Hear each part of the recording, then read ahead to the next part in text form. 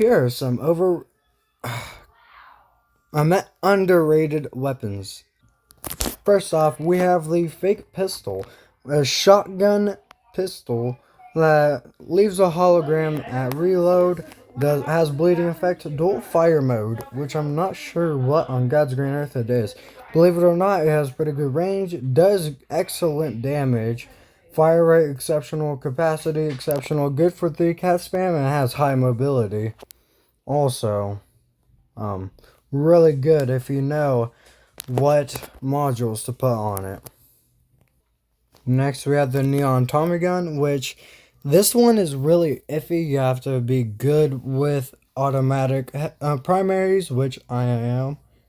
And this thing has shields penetration, which is an underrated perk. It does pretty good damage, and a high level module will do the job for you. Trust me on this one, guys, unless you're terrible with automatic weapons. You guys don't really give Guardian Spirit enough credit either, because it has laser, it has wall break, and it heals you while you are reloading.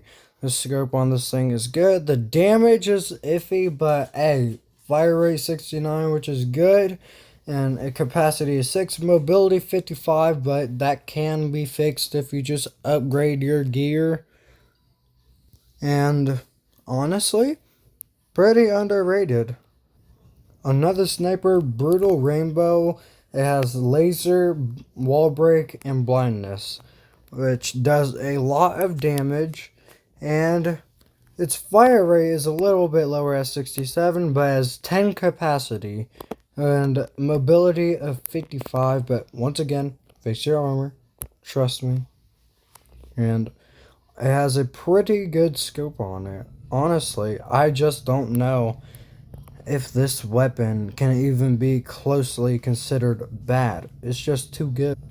Now, one shot is also a little underrated. It does pretty good damage, and at lower levels it lives up to its name. I have the reactor skin, but this is the normal skin for it, which is boring and basic.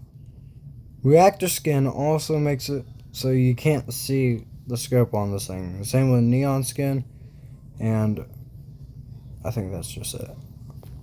Yeah, that's it for that one. Next, we have the Ghost Lantern, which shoots through a lot of walls like some other weapons, but those ones are specials and possibly backup weapons. But this one is in place of your heavy weapon at lower levels, and yes, higher levels too. This thing one-shots if you know good placement. It goes through every wall until, like, I don't know, like the 10th one or something.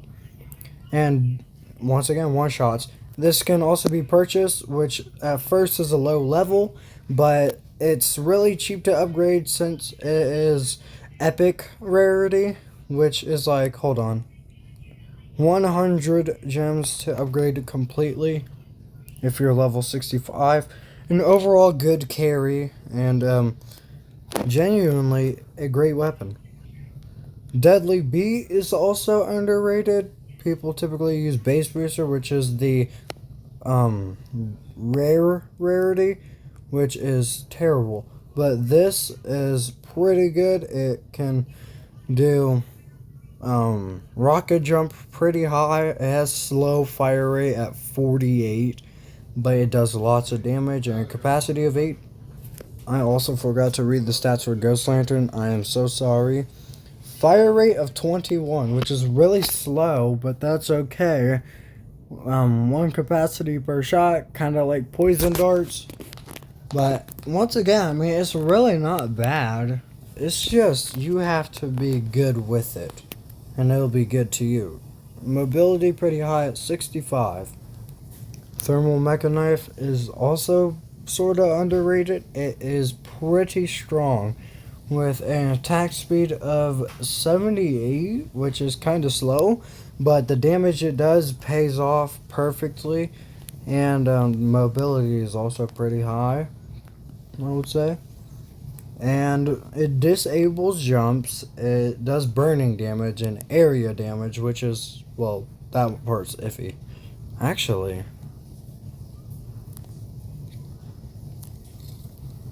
Sorry, I just had to change something. Also, stationary friend, high mobility, 85, just like the thermal mecha knife.